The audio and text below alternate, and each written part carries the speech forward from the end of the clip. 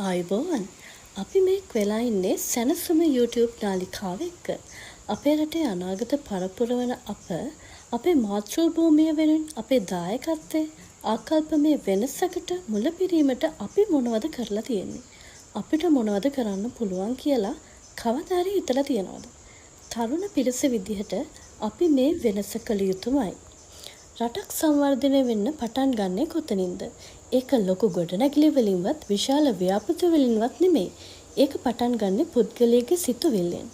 අපි එක් එක් පුද්ගලයන් ලෙස අප වැඩට ගන්න ආකල්පය, අපේ වගකීම, අපේ කැපවීම මේ හැම දෙයක්ම එකතු වෙලා තමයි රටක අනාගතය තීරණය වෙන්නේ.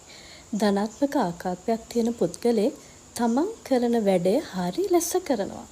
වැඩට කාලයට යනවා. රටේ නීතියට වැඩ කරනවා. රටේ නීතියට ගරු කරනවා. අනිත් අය ගැනත් හිතනවා. මේ වගේ පුද්ගලයෝ වැඩි වෙද්දී සංවිධානාත්මක සමාජයක් බිහි වෙනවා. ඒ සමාජය තුළින් සංවර්ධිත රටක් උපදින්න පටන් ගන්නවා. ඒ ඍණාත්මක ආකල්ප තිබුණොත් වැඩ මග හැරෙනවා. වගකීම් අත්හැරෙනවා.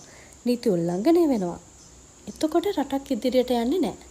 එක් පුද්ගලයෙක්ගේ වැරදි ආකල්පයක් සම්පූර්ණ සමාජයකටම බලපාම් කරන්න පුළුවන්. සංවර්ධිත රටවල් බලද්දී අපිට ඒක දෙයක් පැහැදිලිව පේනවා.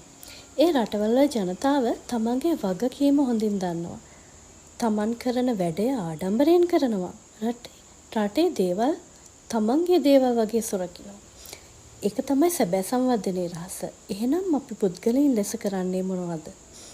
කාලයට වැඩ කරන එක, වගකීම් බාරගෙන ඉටු කරන එක, ධනාත්මකව සිතන එක, අනිත් අයත් රටත් ගරු කරන එක. මේවා ලොකු දේවල් නෙමෙයි. ඒත් මේ කුඩා ආකල්ප එකතු වෙද්දී රටක් වෙනස් කරන්න පුළුවන්. රටක සංවර්ධනය කියන්නේ අපෙන් කෙනෙකුගෙන්ම පටන් ගන්න ගමනක්. අද මම වෙනස් වුණොත් හෙට සමාජය වෙනස් වෙනවා. අනිද්දා රටම වෙනස් වෙනවා. ඔබේ අදහස් අපිට කියන්න.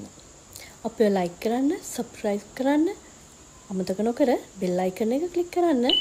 එහෙනම් අපි ගිහින් එන්නම්. ඕව අපි කරමු. කොහොම හරි කරමු. අපි අපේ රට වෙනුවෙන් වෙනස් වෙමු. මම චේතිකා හංසනී.